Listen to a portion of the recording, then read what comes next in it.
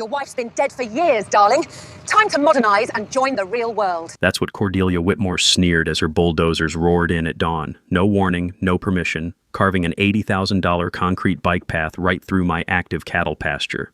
Diesel smoke thick, tracks crushing the grass my 30-prize Black Angus need to survive. This is working ranch land! I yelled. She smirked, flashing fake easement papers while filming me. Your cows can graze elsewhere, sweetie. Progress waits for no one. What she forgot. This is Taurus's territory, my 2,200-pound champion bull who's owned this field for 6 years. Bulls don't like intruders, especially shiny Teslas parked in their feeding ground. 3 months later, her husband's brand new Tesla became $100,000 plus worth of crumpled scrap. This malicious compliance revenge is legendary, and the footage is insane. What would you do? Comment where you're watching from and smash like if you're rooting for the bull. My name's Dutch Kellerman, and I've been raising cattle on this land since before most of these suburbanites knew the difference between a bull and a steer. Third-generation rancher, inherited these 47 acres from my grandfather back in 1995. Been running 30 head of registered Black Angus ever since, watching the sunrise paint the pasture gold every morning for 28 years straight. The smell of morning hay still reminds me of Sarah. My wife passed 18 months ago. Cancer took her fast and brutal, left me with nothing but memories and a ranch that felt too quiet without her laughter echoing off the barn walls. Some mornings I'd catch myself saving funny newspaper stories to tell her, only to remember that empty kitchen chair would stay empty forever. Grief has a way of making time crawl and fly simultaneously, leaving you with too much silence and not enough purpose. That's when they started building Willowbrook Heights, like some suburban infection spreading across what used to be decent farmland. 200 cookie-cutter McMansions sprouting like mushrooms after rain, each one worth more than my entire herd combined. Suddenly, I had neighbors who thought grass should be emerald carpet, not cattle food. The kind of folks who complained about roosters crowing but paid premium prices for farm-fresh eggs at Whole Foods, wanting the aesthetic of country living without any actual country. Enter Cordelia Whitmore, stage left, with all the subtlety of a freight train derailment. 49 years old, former corporate lawyer from California who moved here thinking she could run our county like her personal boardroom. HOA president for 3 consecutive terms, drove a white Tesla Model X with EcoFam vanity plates, and wore those expensive yoga pants like armor against authentic life and honest work. The woman treated every neighborhood dispute like a hostile corporate takeover, complete with PowerPoint presentations and legal threats typed in Comic Sans font, because nothing says, "I'm reasonable," like threatening your neighbors with lawsuits in playful typography. She'd moved from Silicon Valley when her husband Brad landed some high-paying tech executive position, bringing that uniquely Californian passive-aggressive communication style that turned simple conversations into email chains longer than my property deed. First came the noise complaints about my cattle lowing at dawn. Apparently, Black Angus don't respect suburban sleep schedules or understand modern concepts like quiet hours. Then the certified letters about agricultural odors affecting property values, because heaven forbid anyone smell actual farm life in what used to be farm country. Legal threats arrived every Tuesday like unwelcome clockwork, always CCing her attorney, always demanding I relocate my livestock operation somewhere more appropriate for modern community standards. Here's what most people don't know about property easements. They require explicit written landowner consent for any recreational use, and historical emergency access rights can't legally be converted to bike paths without proper documentation and approval. Translation: just because some dusty old document mentions your property doesn't mean anyone can build whatever they want, wherever they want. But Cordelia had discovered something interesting buried in the county records, a 1960s recreational easement that supposedly ran right through my main pasture. The same pasture where Taurus, my 2,200-pound prize bull and undisputed king of the herd, had established his territorial kingdom over 6 years of dominance. That bull had claimed that exact spot as his personal dining room and didn't just dislike sharing. He'd charge anything that moved wrong in his space. I'd seen him chase off delivery trucks that honked their horns near his fence line. The real injustice came on a cold Tuesday morning in October when I walked outside to find surveyors already marking trees for Cordelia's planned $80,000 bike path construction, spray painting bright orange X's on oak trees older than her entire bloodline. No phone call, no permission request, no courtesy visit, just confident trespassing with blueprints showing concrete cutting straight through Taurus's territory. "Excuse me, this is private land," I called out, my breath forming clouds in the crisp morning air. The head surveyor barely glanced up. "HOA infrastructure project, sir. We have proper documentation." That's when I spotted her. Cordelia standing by my fence line filming everything, her satisfied smile saying she'd finally found my weakness. What she didn't know was that 30 years of animal husbandry had taught me something valuable. With enough patience and the right conditioning, you can train almost any behavior into livestock. Within 48 hours of the surveyor incident, Cordelia had escalated from trespassing to full legal warfare. A thick manila envelope arrived via certified mail, return receipt requested. The kind of official intimidation that screams, "I have lawyers and you're about to get crushed." Inside sat a cease and desist order claiming I was unlawfully interfering with approved municipal infrastructure development. Apparently, my crime was asking trespassers to leave my own property. The letterhead belonged to Marcus Webb, attorney at law, whose office address traced to a strip mall between a nail salon and a payday loan shop. Always a confidence-inspiring sign when your opponent's legal representation operates next to businesses advertising in neon. But Cordelia wasn't stopping at paper threats. She'd filed formal complaints with the county claiming my aggressive cattle posed immediate public safety risks near the planned bike path route. According to her sworn statements, Taurus had menaced and threatened innocent joggers through the fence line, conveniently forgetting to mention those joggers were actually her hired surveyors, trespassing on clearly posted private property while carrying surveying equipment.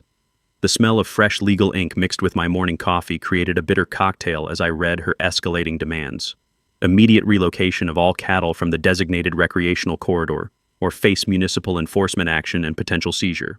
Translation: move your animals voluntarily or we'll move them for you, probably to the nearest auction house. Her attorney had also threatened criminal charges for obstruction of public works if I continued harassing municipal contractors. Apparently, standing on my own land and asking questions constituted harassment in Cordelia's legal universe.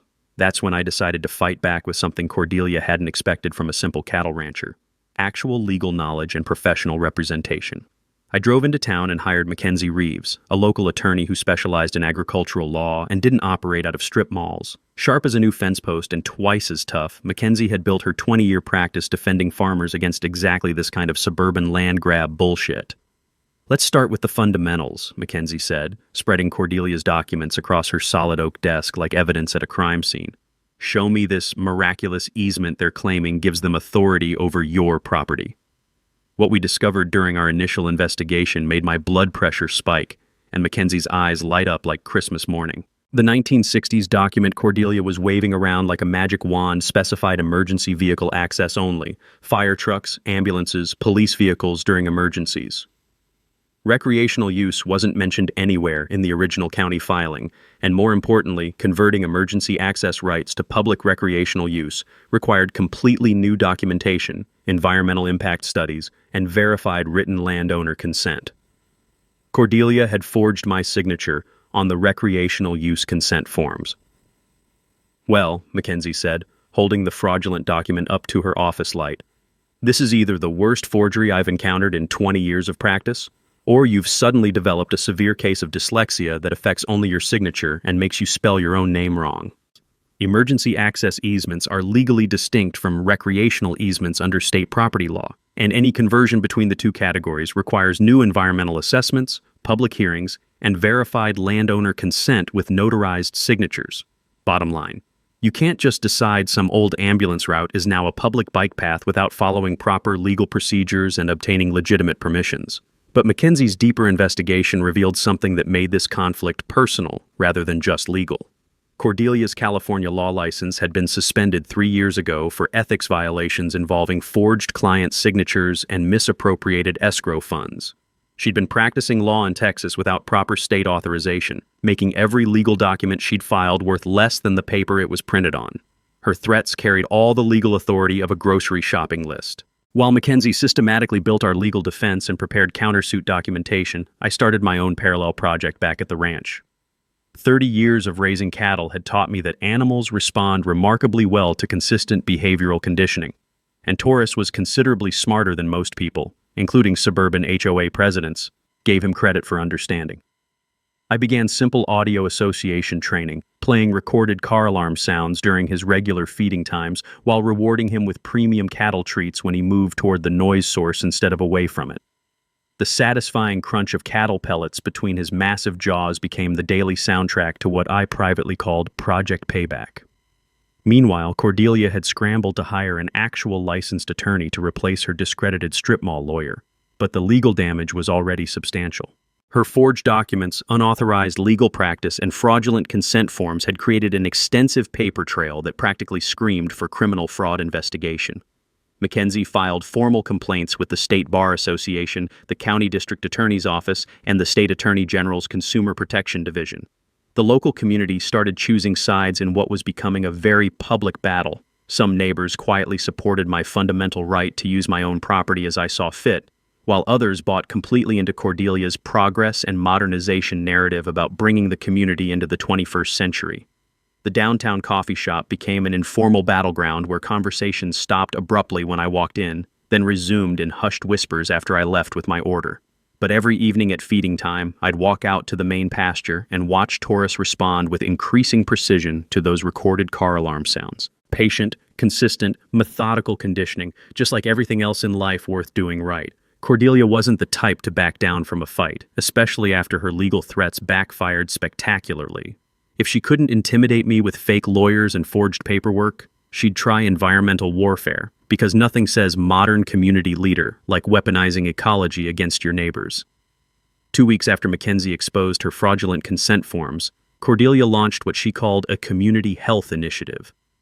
The acrid smell of fresh printer ink filled my mailbox as glossy flyers appeared in every Willowbrook Heights home, complete with stock photos of polluted streams and bold headlines screaming, "Is your family drinking contaminated water?" Her accusation was vintage Cordelia manipulation.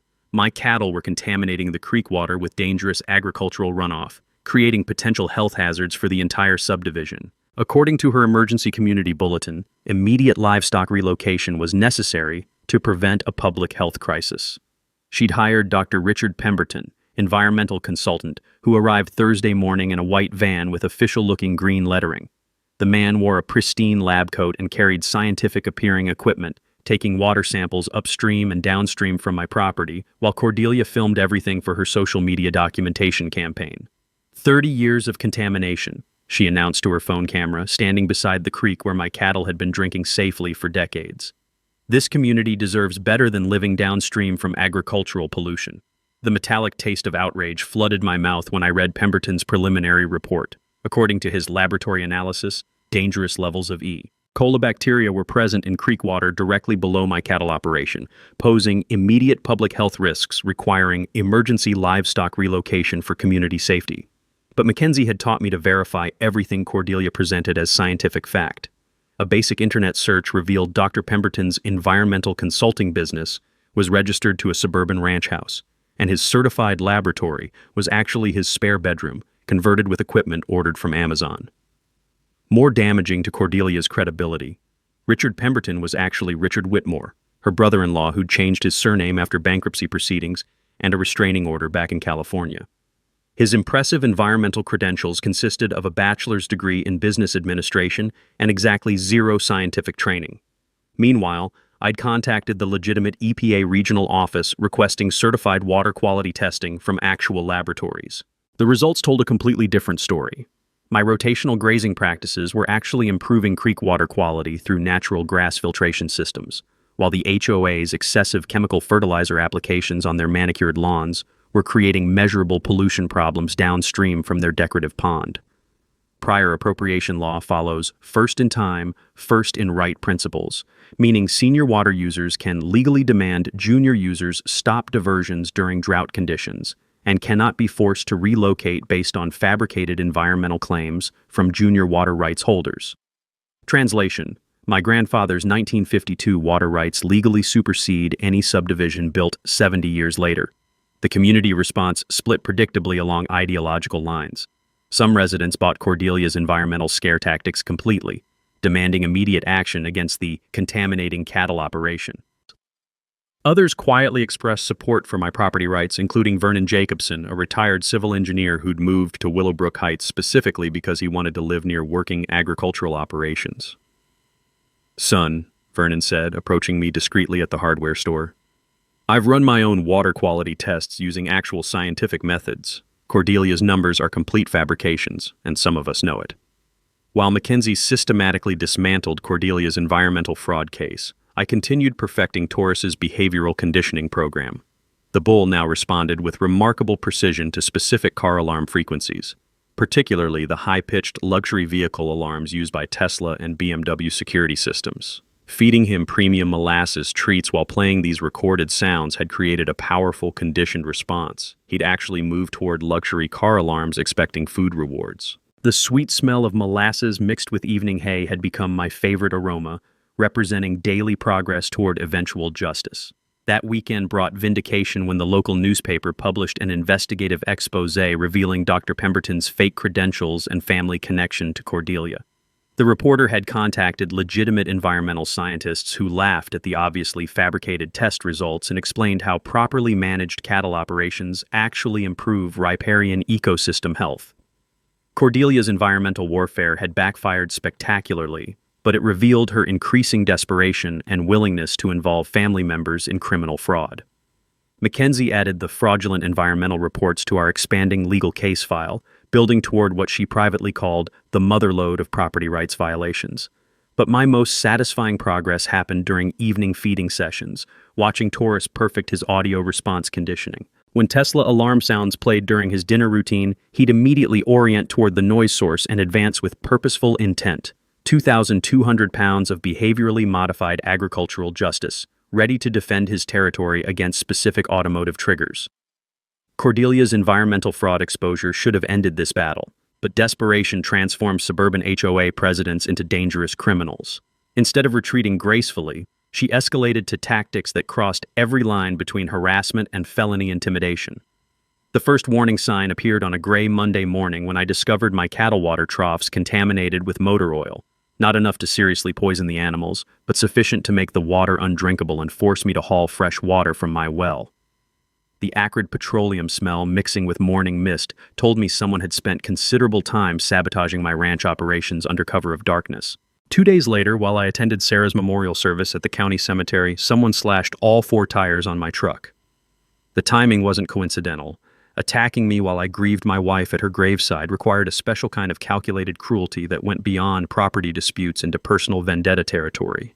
But Cordelia was just getting started with her intimidation campaign. She'd hired Apex Security Services to conduct community protection patrols around my property boundaries. 3 men in black uniforms with official-looking badges began parking at my gate, following delivery trucks and filming anyone who visited my ranch. When neighbors complained about the aggressive surveillance, the guards claimed they were protecting Willowbrook Heights from agricultural terrorism threats. The morning I found 2 of my cattle limping from small-caliber pellet gun wounds, I realized this had escalated from harassment into felony animal abuse. The pellets were embedded in non-vital muscle areas, painful but not life-threatening, suggesting someone wanted to terrorize my livestock without killing them outright and triggering major criminal charges. That's when Mackenzie and I decided to investigate Apex Security Services with the thoroughness they clearly hadn't expected.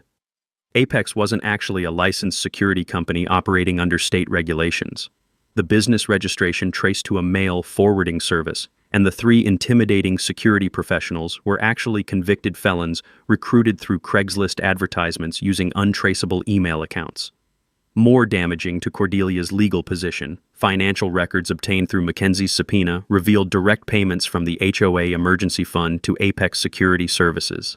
She was systematically embezzling community money to hire unlicensed criminals for intimidating neighbors, which qualified as conspiracy, racketeering, and federal wire fraud. Federal laws apply when criminal enterprises use legitimate organizations like HOAs to commit multiple related felonies across state lines, triggering mandatory minimum sentences and complete asset forfeiture.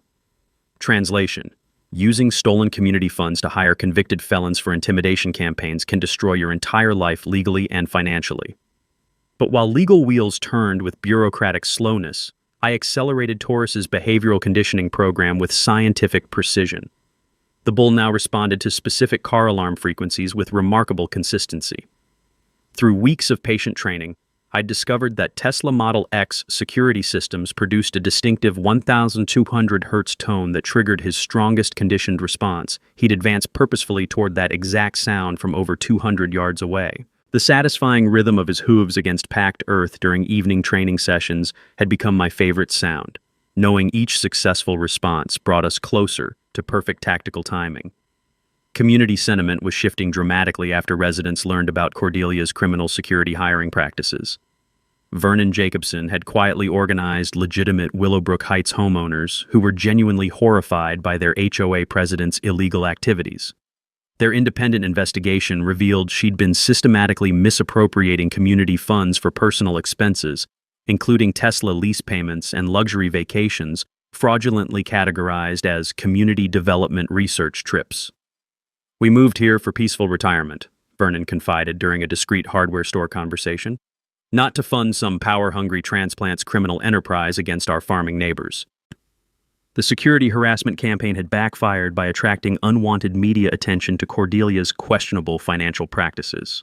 Local television reporters were investigating HOA mismanagement, and the state attorney general's Consumer Protection Division had opened formal proceedings based on multiple homeowner complaints. But Cordelia's desperation drove her toward increasingly reckless escalation tactics. Thursday evening brought an anonymous phone call threatening to accidentally release my cattle gates during night hours, allowing my herd to wander onto busy county roads where they'd likely be struck by vehicles. The voice was electronically disguised, but the passive-aggressive phrasing and entitled tone were unmistakably Cordelia's communication signature. That night, I installed motion-activated security cameras throughout my property and began sleeping in the barn to protect my animals from sabotage. The familiar smell of hay and honest livestock mixed with the metallic taste of protective anger as I realized how far Cordelia would descend to steal my family's heritage. Mackenzie had filed formal complaints with multiple law enforcement agencies, but warned me that building comprehensive criminal cases required months of evidence gathering before arrests occurred. Justice would arrive eventually, but my cattle needed immediate protection from escalating criminal harassment. That's when I made the strategic decision that would define this entire conflict's resolution. Instead of waiting passively for legal justice, I'd engineer my own opportunity for public accountability. The annual Willowbrook Heights HOA meeting was approaching, and Cordelia planned to use that community forum for announcing her final land acquisition push. 3 weeks into Mackenzie's investigation, she called with news that transformed this from a property dispute into something far more sinister. She'd been working with forensic accountants to dissect Cordelia's financial activities, and what they'd uncovered made my hands shake as I read the evidence. "Dutch, you need to sit down for this," Mackenzie said, spreading financial documents across her conference table like pieces of a criminal puzzle. "This was never about a bike path. This was never even about your land." The forensic analysis revealed a financial conspiracy that made my blood run cold with rage. Cordelia and her husband Brad had been systematically embezzling from Willowbrook Heights for over 2 years, stealing nearly $890,000 through fake vendor contracts, inflated maintenance bills, and fabricated emergency expenses. But that was just the beginning. Brad's tech company was hemorrhaging money, surviving only through investor fraud and accounting manipulation. They were 3 weeks from bankruptcy when Cordelia discovered my property's development potential. Her bike path scheme was designed to force me off my land so they could sell the entire area to Sunbelt Development Corporation for $3.2 million. The acrid smell of fresh legal documents mixed with Mackenzie's strong coffee as she explained their criminal enterprise. They'd already signed preliminary purchase agreements with developers, contingent on acquiring my 47 acres. The bike path was never intended for recreation. It was the access road for a planned luxury subdivision of 200 additional McMansions. This wasn't random financial crime targeting a convenient victim. 25 years ago, my late wife Sarah had filed the California State Bar complaint that destroyed Cordelia's legal career. Sarah's testimony about forged client signatures and misappropriated escrow funds had led directly to Cordelia's law license suspension and forced exile from California. This entire scheme was elaborate revenge against a dead woman. "She's been planning this since she discovered where you lived," Mackenzie said, her voice tight with controlled fury. The HOA presidency, moving to this specific subdivision, even the bike path route through Sarah's Memorial Grove. All of it was designed to torture Sarah's widower and steal the land where you scattered her ashes. The personal vendetta explained Cordelia's calculated cruelty, contaminating my water during Sarah's memorial service, escalating harassment during my wife's birthday month, deliberately targeting the oak trees where I'd buried her ashes. She'd weaponized my grief against me. When criminal conspiracies cross state lines using mail, wire, or electronic communications, federal prosecutors can invoke racketeering statutes allowing seizure of all assets purchased with criminal proceeds, including homes, vehicles, and bank accounts. Translation: Cordelia's entire lifestyle was about to vanish permanently. But Mackenzie delivered the power-shifting news that transformed me from victim to victor. The FBI had enough evidence for immediate arrests on federal charges carrying mandatory 15-year minimum sentences. More importantly, they wanted to coordinate dramatic public arrests at next week's annual HOA meeting for maximum community impact. "Here's what's going to happen," Mackenzie explained with satisfied precision. "Cordelia plans to use that meeting to announce eminent domain proceedings against your property. The moment she attempts to execute that fraudulent land grab, federal agents positioned throughout the audience will arrest her for racketeering, conspiracy, and wire fraud."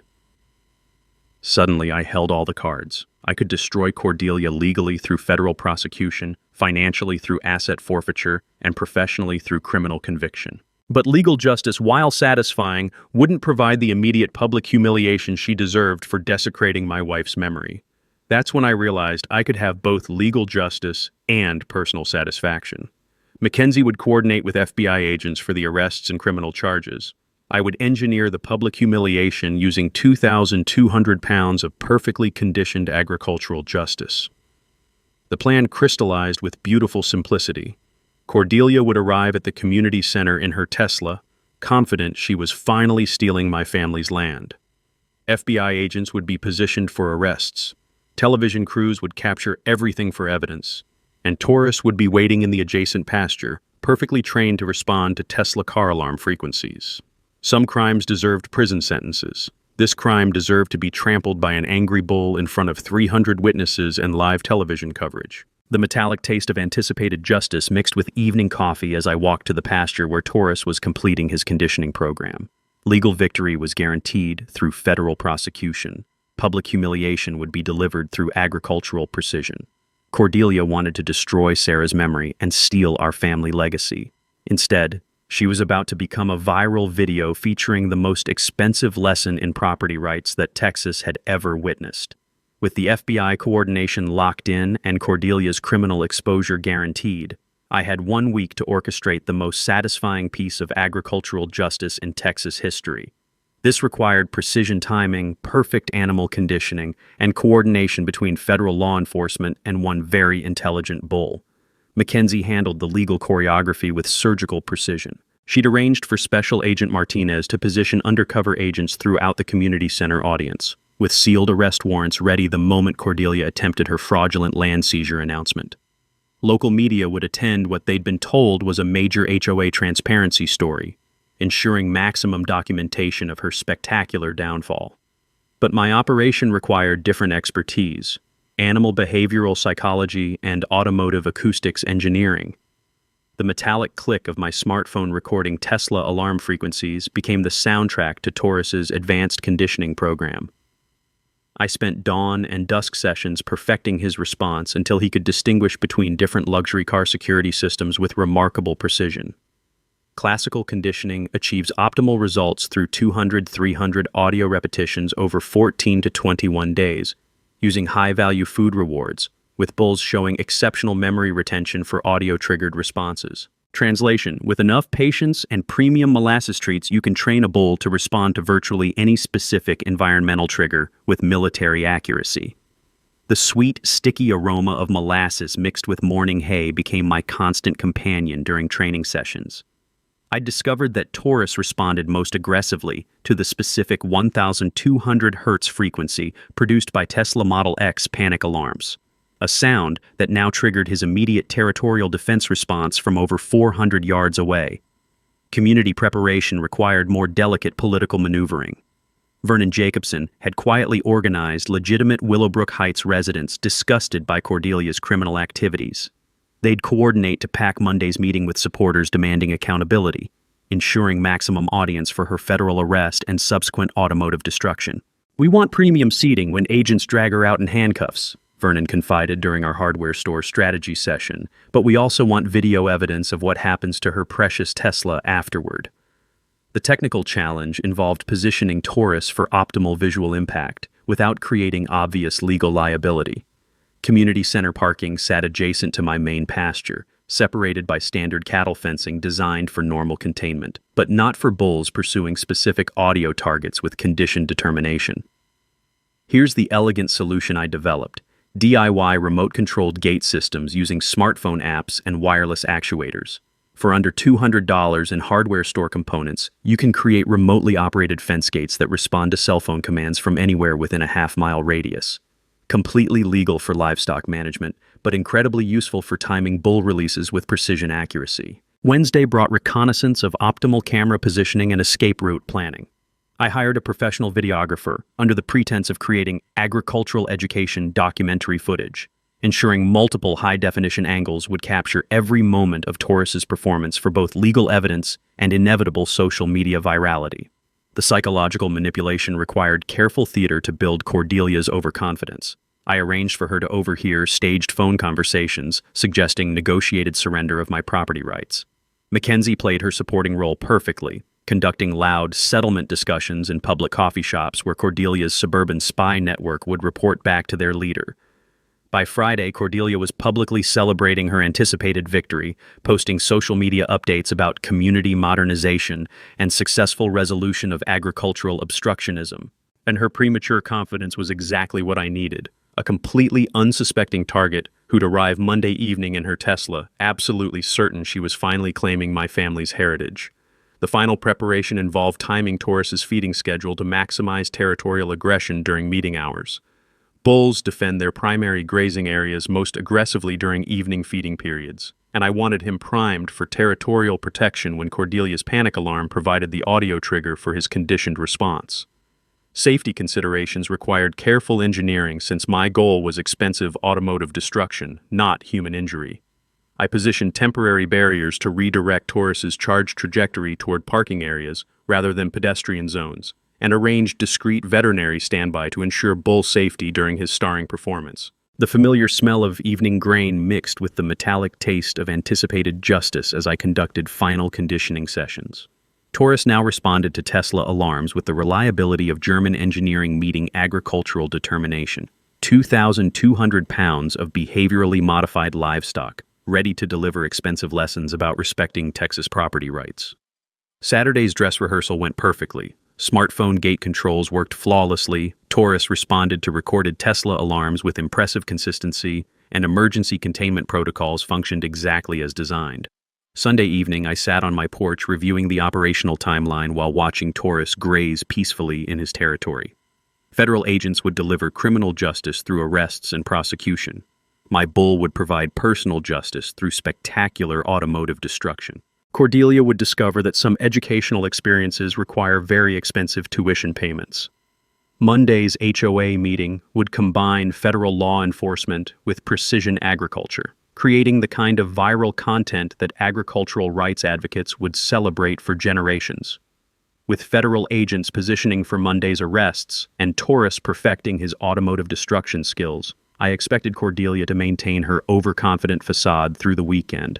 Instead, something spooked her into a final desperate gambit that revealed just how dangerous cornered criminals become. Saturday morning brought the first sign of escalation when I discovered professional-grade surveillance equipment mounted on telephone poles overlooking my property. Not the amateur spy cameras Cordelia had used before. These were military specification devices with night vision and audio recording capabilities that someone had installed under cover of darkness. The acrid smell of electronic components mixed with morning coffee as I examined the sophisticated gear. This wasn't HOA president harassment anymore.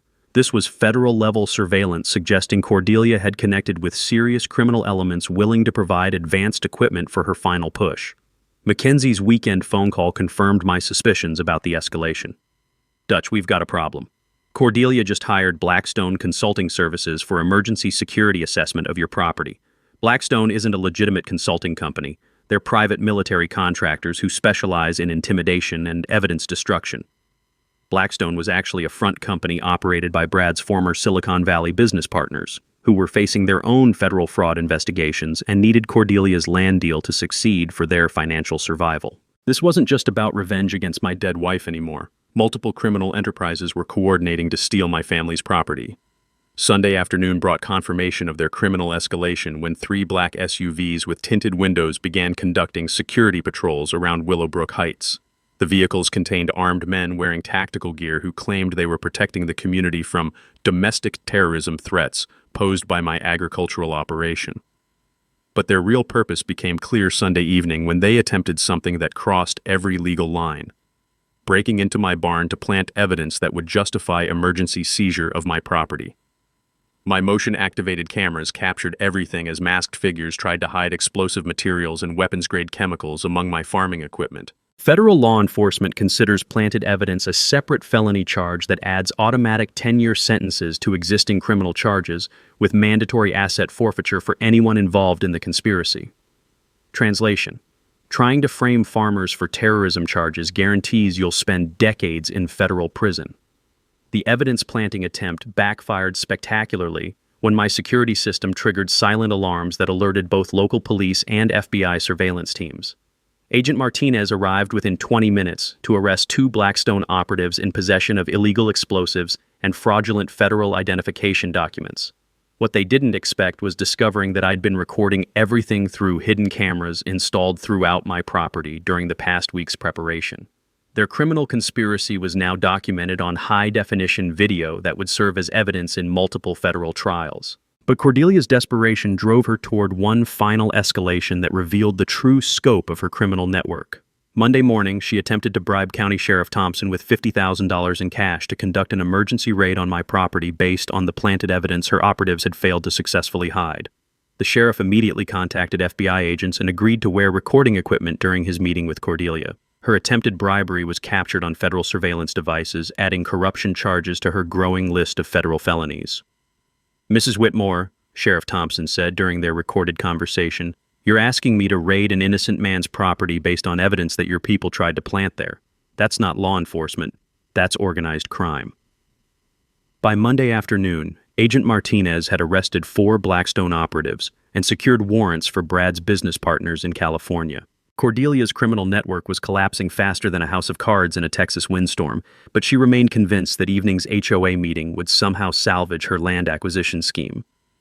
What she didn't realize was that every aspect of her criminal conspiracy had been documented by federal investigators, who were now treating this case as a major racketeering prosecution involving multiple interstate criminal enterprises. The metallic taste of satisfaction mixed with pre-meeting coffee as I conducted final preparations for Taurus's starring role. While federal agents were building criminal cases that would imprison Cordelia's entire network for decades, my bull was ready to provide the kind of instant justice that social media algorithms love. But the most satisfying element was knowing that Cordelia's escalation had sealed her fate completely. Instead of facing simple embezzlement charges, she was now looking at federal terrorism, evidence tampering, and racketeering charges that carried mandatory life sentences without possibility of parole. Some criminals learn when to surrender gracefully. Others keep digging until they've excavated their own graves. Cordelia had just finished digging hers with military-grade surveillance equipment and explosive materials.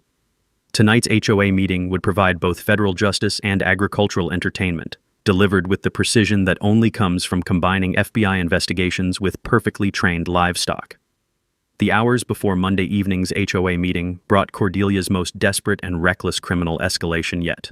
With her Blackstone operatives under federal arrest and her evidence-planting scheme exposed, she launched what can only be described as a full-scale character assassination campaign designed to destroy my credibility before evening arrests occurred. Monday morning's Willowbrook Heights community email blast contained fabricated photographs showing me allegedly abusing cattle, doctored financial documents suggesting I was operating an illegal methamphetamine laboratory, and forged police reports claiming I'd threatened to massacre HOA leadership with agricultural equipment. The sheer scope of defamation was breathtaking in its criminal audacity. But Cordelia had made a critical mistake. She'd used the official HOA email system to distribute criminal libel, creating a permanent digital evidence trail that federal prosecutors could trace directly to her personal computer. Every resident who received her defamatory blast was now a potential witness in federal court proceedings. The fabricated evidence was so poorly constructed that even suburban HOA residents immediately recognized it as fraudulent. The alleged meth lab photos showed equipment that was obviously standard cattle vaccination supplies, and the threatening police reports contained spelling errors and formatting inconsistencies that screamed amateur forgery. Mackenzie received dozens of phone calls from Willowbrook Heights residents reporting Cordelia's obvious criminal libel and expressing support for federal prosecution. Instead of turning the community against me, her desperate smear campaign had unified legitimate residents in demanding her immediate removal and criminal prosecution. But Cordelia wasn't finished with her scorched earth tactics. Monday afternoon brought her most personally vicious attack yet. She hired actors to pose as grieving family members, claiming my wife Sarah had been a secret drug addict whose cancer treatment was actually cover for illegal pharmaceutical trafficking.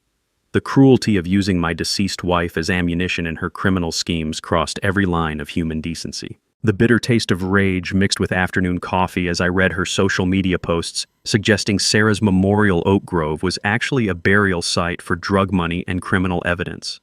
Attacking a dead woman's memory revealed Cordelia's complete moral bankruptcy and guaranteed that her public humiliation would be particularly satisfying. Agent Martinez called Monday evening with updates that confirmed the scope of federal charges building against Cordelia's criminal network. Dutch, we're looking at the most comprehensive RICO prosecution in this district's history. She's facing 47 separate federal felony charges across 6 different criminal statutes, with mandatory life imprisonment if convicted on even half of them. The federal investigation had also revealed the true extent of her financial crimes. Brad's tech company had been laundering money for cryptocurrency scammers, using HOA funds to purchase digital assets that were then sold to fund their land acquisition scheme. The FBI's Financial Crimes Unit estimated they'd stolen over $2.3 million from multiple sources to finance their criminal enterprise. But the most damaging revelation was discovering that Cordelia had been coordinating with organized crime elements in California who were planning to use my property as a distribution hub for interstate drug trafficking. Her bike path wasn't just access for luxury development, it was intended as a smuggling route for criminal cartels looking to establish Texas operations. When criminal enterprises involve multiple felonies across state lines with interstate commerce implications, federal prosecutors can invoke enhanced sentencing guidelines that eliminate parole eligibility and require asset forfeiture of all property purchased with criminal proceeds. Translation: Cordelia would lose everything she owned and spend the rest of her life in federal prison. As evening approached and community center parking filled with residents attending the annual HOA meeting, I conducted final preparations for Taurus's performance. The bull was positioned in optimal grazing location. My smartphone-controlled gate system was armed and ready, and professional cameras were discreetly positioned for maximum documentation. The sweet evening air carried the scent of approaching justice as I watched Cordelia's white Tesla arrive precisely where I'd predicted she would park, directly adjacent to the weakened fence section where Taurus could achieve maximum visual impact during his automotive destruction demonstration. But the most satisfying element was knowing that federal agents positioned throughout the community center audience were ready to arrest her the moment she attempted to announce her fraudulent land seizure. Her criminal network had been completely penetrated by FBI surveillance, and every aspect of her conspiracy was documented with evidence that would guarantee conviction. Vernon Jacobson had coordinated legitimate residents to pack the meeting with witnesses demanding accountability, ensuring maximum audience for both her federal arrest and subsequent automotive education courtesy of one very well-trained bull. The metallic taste of anticipated vindication mixed with pre-meeting adrenaline as I walked toward the community center. Legal justice would be served through federal prosecution and life imprisonment. Personal justice would be delivered through expensive German automotive destruction, captured on high-definition video for viral social media distribution. Cordelia had spent months terrorizing a grieving widower and desecrating my wife's memory for financial gain. Tonight she would learn that some lessons require very expensive tuition payments, measured in Tesla repair bills and federal prison sentences. The Willowbrook Heights Community Center had never seen anything like Monday evening's crowd. 300 residents packed beyond capacity, local media positioned for what they'd been told was a major community development announcement, and federal agents discreetly stationed throughout the audience with arrest warrants ready for execution. Cordelia arrived fashionably late in her white Tesla Model X, parking exactly where I'd predicted, directly adjacent to the fence section separating the community center from Taurus's evening grazing area. The satisfied smile on her face suggested complete confidence that she was about to announce successful acquisition of my family's property through legal intimidation and criminal fraud. The acrid smell of nervous sweat mixed with community center coffee as residents filled every available seat. Vernon Jacobson had organized legitimate homeowners demanding accountability, while Cordelia's remaining supporters clustered defensively near the front rows, unaware they were about to witness their leader's spectacular downfall. "Ladies and gentlemen," Cordelia announced from the podium with her characteristic smug confidence, "tonight we celebrate a major victory for community progress and modernization. After months of negotiations, we've successfully resolved the agricultural obstruction that has prevented our bike path development." She clicked her presentation remote, displaying architectural renderings of the completed bike path cutting through my former pasture. "Thanks to collaborative community spirit and legal persistence, we've obtained all necessary easements and environmental approvals for this exciting recreational enhancement." That's when Mackenzie stood up from her strategic position in the third row, federal warrant folder clearly visible in her hands. "Mrs. Whitmore, I'm attorney Mackenzie Reeves representing Dutch Kellerman. Would you care to explain to this community how you forged my client's signature on those easement documents?" The community center erupted in shocked murmurs as Mackenzie activated the projection system, displaying high-definition images of Cordelia's forged signatures alongside my authentic signature for comparison. The differences were immediately obvious to everyone present. "Furthermore," Mackenzie continued with prosecutorial precision, "would you care to explain how you embezzled $890,000 from this community's emergency funds to finance your personal land acquisition scheme?" Cordelia's face drained of color as financial documents appeared on the projection screen, showing direct transfers from HOA accounts to her personal banking system. The evidence was overwhelming and undeniable. "These are fabricated lies," Cordelia screamed, her composure finally cracking under public exposure. "This is a conspiracy between a grieving widower and a corrupt attorney trying to obstruct community development." That's when Special Agent Martinez stepped forward from his position near the rear exit, FBI credentials clearly displayed. "Mrs. Cordelia Whitmore, you're under arrest for federal racketeering, mail fraud, wire fraud, conspiracy, and attempted bribery of law enforcement officials." The community center exploded into chaos as residents realized they were witnessing live federal arrests of their HOA president. Local media cameras captured everything as Agent Martinez read Cordelia her rights while two additional agents moved to arrest Brad, who'd been hiding near the emergency exit. But Cordelia's desperation drove her toward one final mistake that would provide the viral moment this story deserved. Instead of surrendering gracefully to federal custody, she bolted toward the exit, screaming about persecution and conspiracies while frantically pressing her Tesla's panic button to call for help. The distinctive 1,200 Hz Tesla alarm echoed across the parking lot, immediately triggering Taurus's conditioned response from his grazing position 400 yards away. I discreetly activated my smartphone gate controls, releasing the perfectly trained bull for his starring performance. What happened next became instant legend in Texas agricultural circles. Taurus charged through the weakened fence section with the determination of 2,200 pounds of behaviorally conditioned justice, heading directly toward the source of his audio trigger. Cordelia's Tesla Model X became the most expensive educational demonstration in HOA history, as my prize bull systematically destroyed every panel of German engineering with methodical precision. The community center crowd poured outside to witness agricultural justice in action, their shocked gasps and delighted laughter mixing with the satisfying sound of luxury automotive destruction. Local media captured every moment of Taurus's performance, creating the viral content that would make this story legendary. "Ma'am," Agent Martinez said to the screaming Cordelia as her $90,000 Tesla became scrap metal, "your insurance doesn't cover acts of livestock justice." The mic drop moment came when I walked calmly to the destroyed vehicle, handed Cordelia the federal civil lawsuit papers, and delivered my prepared line. "Progress waits for no bull, sweetie." The crowd erupted in applause as federal agents led Cordelia and Brad toward custody vehicles, while Taurus stood proudly beside his automotive conquest, methodically chewing cattle treats I'd thrown to reward his perfect performance. 6 months after Taurus's viral performance made international headlines, justice had been served with both federal precision and agricultural satisfaction. Cordelia received 7 years in federal prison plus $1.2 million in restitution payments, while Brad got 5 years for conspiracy and financial fraud. Their criminal network collapsed completely, with 4 additional co-conspirators receiving sentences ranging from 3 to 12 years. The federal asset forfeiture process had been particularly satisfying to watch. Cordelia's Tesla, what remained after Torres's educational demonstration, was seized as evidence, along with their McMansion, Brad's luxury vehicles, and every penny they'd stolen from community funds. The HOA residents recovered their embezzled money with federal interest penalties, while I received substantial settlement payments from multiple civil lawsuits.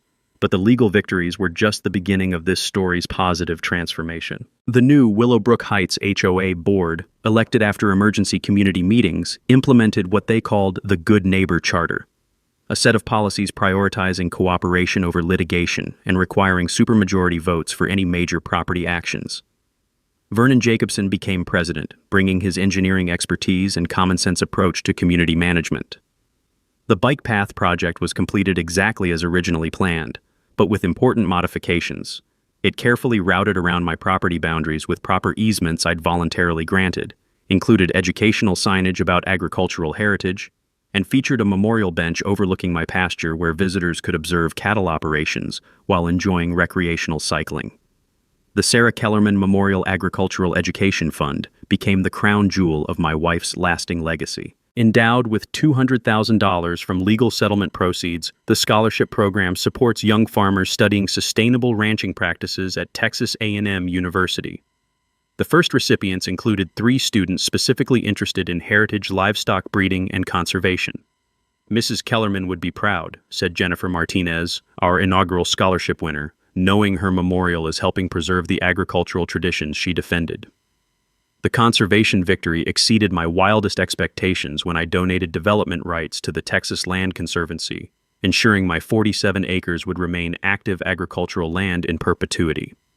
The permanent conservation easement protects the property against future suburban sprawl while generating substantial tax benefits that fund ongoing educational programs. Our annual Heritage Ranch Festival has become the highlight of Willowbrook Heights' social calendar, attracting over 2,000 visitors for educational tours, traditional agricultural demonstrations, and authentic barbecue fundraising for local 4-H programs. The event generates enough revenue to support both the scholarship fund and regional farm preservation initiatives. Torres achieved celebrity status that surprised everyone, including me. The Justice Bull became a sensation on agricultural social media, with his Tesla destruction video generating over 15 million views across multiple platforms. Breeding rights for his offspring command premium prices, with proceeds supporting farm animal rescue organizations throughout Texas. But the most meaningful transformation was personal healing that began with seeking justice for Sarah's memory and evolved into celebrating her environmental values through education and conservation. The oak grove where I scattered her ashes has become a peaceful memorial garden where school children learn about native Texas ecosystems during field trip programs. Mackenzie Reeves and I discovered that fighting corruption together creates bonds stronger than shared legal victories. Our professional relationship developed into personal partnership, and we're planning to expand the Ranch Defense Legal Foundation, a nonprofit clinic providing agricultural rights representation for family farmers facing corporate land grabs and HOA overreach.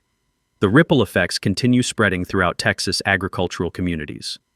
Dutch's story inspired similar legal challenges against 12 other abusive HOAs, with our legal precedent helping family farmers protect heritage properties against suburban encroachment.